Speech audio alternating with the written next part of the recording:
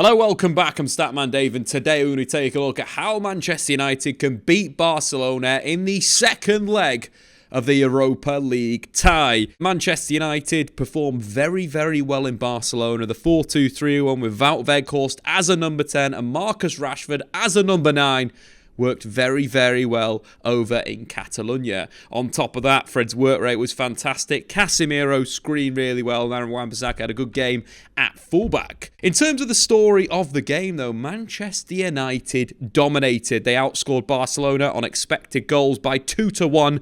But more importantly, when we take a breakdown of the shots, 11 of Barcelona's 18 shots were outside the box. And their best chance only had an expected goals of 0.12, which really shows you kind of how Manchester United dominated. There were two big chances that Manchester United had. One from Wout Weghorst, a shot inside the box, and one from Bruno Fernandes. But just looking at the overall shot plots on SofaScore, we can see how much Man United created in the final third. But moving on to other points in the game, of course, Manchester United did dominate. It was through Marcus Rashford's good play into the channels and his also directness from the corner.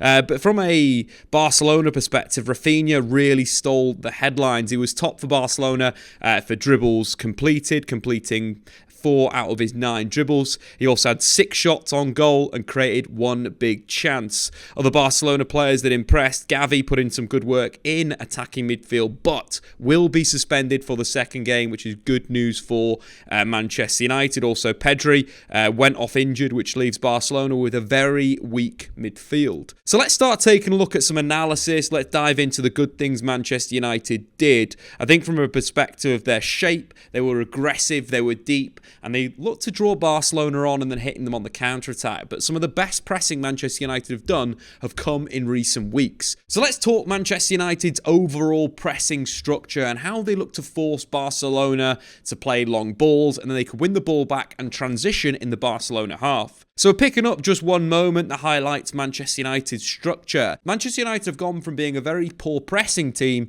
to a very good team in a few weeks. One of the things that Manchester United adopted over the recent weeks is a hybrid zonal man-to-man scheme, where most of the time Manchester United are man-to-man in the midfield area, on the back line out wide, but they're also zonal in terms of certain players. Midfielders play zonal at certain times, and the wide players play zonal most of the time. That's, of course, Bruno Fernandes and Jadon Sancho against Barcelona at the Nou Camp. The role of those wide players is to cut the pitch in half, is to really dictate where the opposition are playing. I think Antony does it very well, but Bruno Fernandes did it fantastically well at the Nou Camp. So looking at Manchester United's overall defensive shape, it's basically 4 at the back, man-to-man in midfield, 2 wingers that will look to, again, close space and play zonally, and a number 9 that will put pressure on the football. So moving forward, we can see Manchester United and how they like to force their opponents from out to in, squeezing them into the positions where it's man-to-man, where they can look to turn the ball over high. So in this move, Bruno Fernandes, of course, is pressurising Marcos Alonso on the outside, basically blocking that ball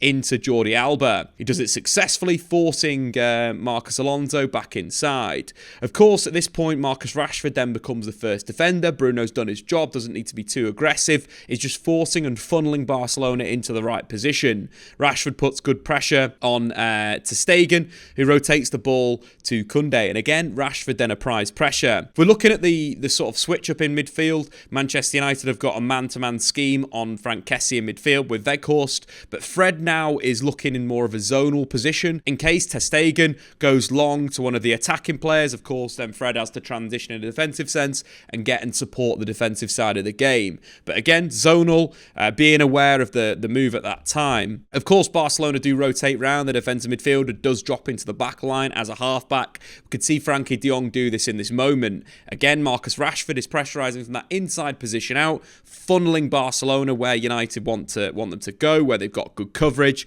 where they can engage in pressing actions. But this moment, of course, Jules Koundé decides to go back inside. Look at Fred's body position there. Absolutely fantastic. In a bit of a, squatting position, ready to sprint and pressurise the football. Fred was fantastic at closing de Jong down. He won 5 out of his 6 challenges in the game. And Frankie de Jong couldn't dictate the play, couldn't get on the ball in deep areas, in high areas. It was brilliant from the Brazilian midfielder. We can also see Manchester United's man-to-man scheme. Super aggressive with defensive midfielders and centre-backs pressing high up the pitch against Lewandowski's being picked up by Casemiro. Xavi is getting picked up by Rafael Varane. Of course, Fred jumps on Frankie de Jong, pressurises him. Again, the ability to close the space and cover the ground quickly, I think, is the big reason why Fred started this game. That mobility is crucial to stop de Jong. Of course, Erik is going to know everything about de Jong's game, and shutting him off and closing him down is going to be very important in this second game at Old Trafford. So Fred closed the ball down, then he squeezes the goalkeeper in a perfect body shape, closes the angle back to Frankie de Jong. Bruno Fernandes has got Marcos Alonso covered. Weghorst is on Frank Kessie. The only option is for ter Stegen to go long. Again, United's man-to-man scheme comes up clutch. We can see it highlighted how Wan-Bissaka's picking up Jordi Alba, Varane on Lewandowski, and again in the defensive midfield position, Pedri's being picked up by Casemiro. But what this man-to-man scheme allows is players to be super aggressive and press in these key moments. And we see that, the ability for Rafael Varane to do that, because of course Luke Shaw is covering the run in behind the defence from Xavi. It allows Varane to be super aggressive, winning the ball back, knowing that he's got his defence in a man-to-man scheme, but also the fullback in Malacia is playing a very responsible role, playing on halfway, playing offside, but he's got the ability to cover the long switch if Lewandowski can break this challenge. Of course, Varane wins the ball. United transition super high. Sancho combines with Rashford, and there's a really good covering challenge from Marcos Alonso. But the big thing with Man United, if they can win the ball back in these areas, the positioning of both fullbacks, we can see Arejo top of the screen, who's playing as the right back, Jordi Alba at the bottom of the screen. It's the classic thing that Liverpool are susceptible to. You get behind the fullbacks, you attack channel to channel. Manchester United would have scored a goal to make it 2-1. So back to the tactics board, how this could look in the second game. Of course, Pedri and Xavi are out injured. So expect either Ferran Torres, who had a very good game against Cadiz at the weekend, or Ansu Fati, who look bright to come in the attacking areas. And of course, Sergio Roberto likely to come into defensive midfield. The one thing is Sergio Busquets was actually on the bench against Cadiz. So what potentially we could see Barcelona do is go for Busquets at defensive midfield, de Jong a little bit higher, and then Frank Kessie maybe playing more as the right-sided midfielder who's going to get into the advanced areas. The big thing for Manchester United, they slightly changed their system. Casemiro sit a little bit more left-centred, Fred being aggressive right-centred on de Jong, and Weghorst going man-to-man on Busquets, instantly sorting out that problem straight away. I think United's selection needs to be very, very similar to what we saw at the Nou Camp. But moving back to the analysis, let's take a look at Marcus Rashford's first goal, because it was a perfect idea of how to really catch Barcelona out. Barcelona are really bad when they transition from their attacking structure to their defensive structure. Let's pick up the play with Jordi Alba clearing the ball after pressure from Bruno Fernandes. Again, both wide players, super aggressive, putting some really good defensive work. We know how good Bruno is on that right-hand side, and I like to see him there again just because of the defensive work. So the ball's played up. Rafael Varane simply reads the play, chests it to Casemiro. One of the big things that we can see straight away is the space between the two Barcelona centre-backs.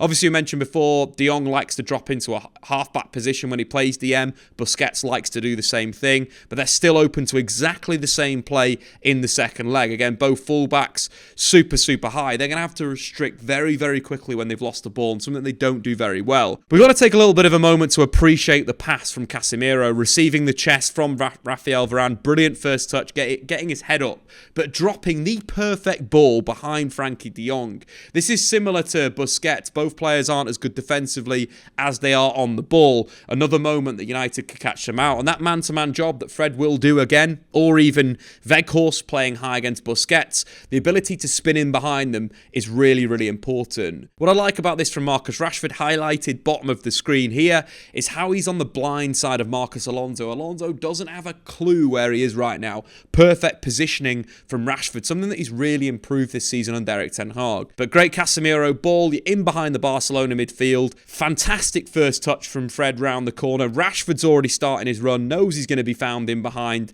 the defence, and you've got big problems in the channels. Manchester United have got players in both channels. This is something United need to do again at Old Trafford. Win the ball quickly, attack the channels. Fred turns, feeds Marcus Rashford, drives through too fast for the defence and fires in the near post, something that we've seen him add to his game this season. We'll do a little bit of analysis on the main channel about Marcus Rashford's development and evolution this season, but something he's got now is that right-footed finish on the right side of the box. Manchester United get back into the game. So from a tactical side, we'll just take a look at that. Again, we're looking at Weghorst sitting on Busquets. We're looking at De Jong being dealt with Fred. Similar thing if Casemiro can screen and win the ball back in midfield. Either player, Fred or Weghorst, receiving in between the lines and then releasing Marcus Rashford if he's sitting into sort of a wide position and Fred can roam in behind De Jong, receive, and then play Marcus Rashford through is always going to be an angle. Alternatively, with Jadon Sancho making that move in behind, or if United want to kind of rotate that team, and let's say Alejandro Garnacho starts, or Anthony maybe starts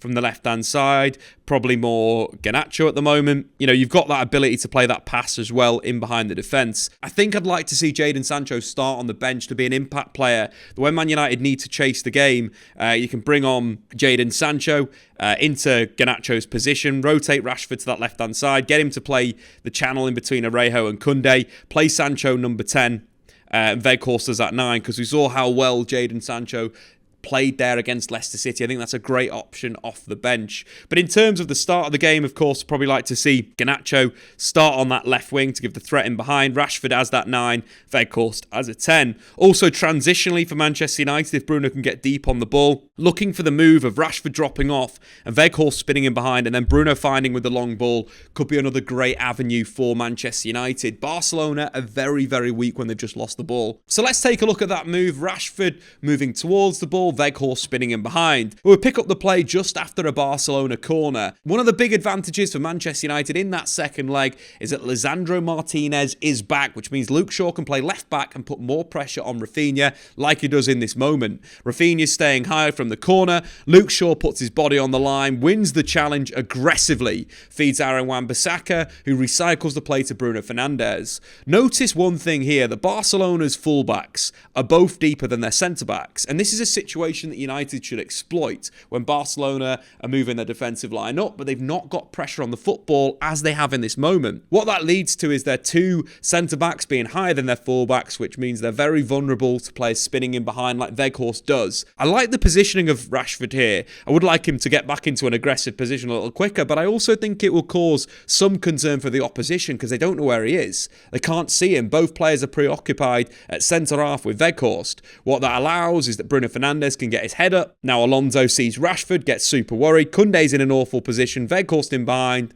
And ter Stegen makes a very, very good save. But tactically, that moment of Rashford dropping in and Weghorst moving from attacking midfield in behind the defence could be a real good option for United. So overall, Manchester United need to play that aggressive man-to-man scheme in midfield, look to transition the ball and then counter-attack into the channels. They also need to look for those balls over the top when Rashford's dropping off and Weghorst is spinning in behind. If Fred or Bruno Fernandes from the right wing can look for those balls in behind the defence would be a very good thing Manchester United need to do. The one thing with Barcelona is they're without that midfield control they usually have. They are light in midfield. Expect Ansu Fati to start on the left wing, Kessie, De Jong in that midfield area. Obviously, the threat of that front three is still really, really big. Ansu Fati had 3 shots inside around 20 minutes when he came on at the Nou Camp. Looked very, very dangerous, and he's a player that United need to pick up and be aggressive with. But overall, I think United have got far too much pace, far too much quality to test out. The other option that we mentioned previously is United to bring on Jadon Sancho, him being moved to number 10, Rashford out on the left wing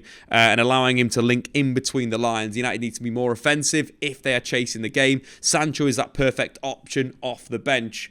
Overall, I think United should dominate this match. The statistics in that first game, as we initially looked at, were so in the favour of Manchester United. 2.18 XG versus Barcelona's 1.05. I think it's a massive opportunity for the likes of Bruno Fernandes to playmate from the right wing. Again, for Marcus Rashford to use his pace in behind the defence, and for Wout Weghorst to just be a menace in midfield, causing Barcelona problems in their build-up and looking for transitional moments. Guys, get into the comments below your score predictions for the game. I've been Statman Dave. Check out SofaScore. Come on, Manchester United.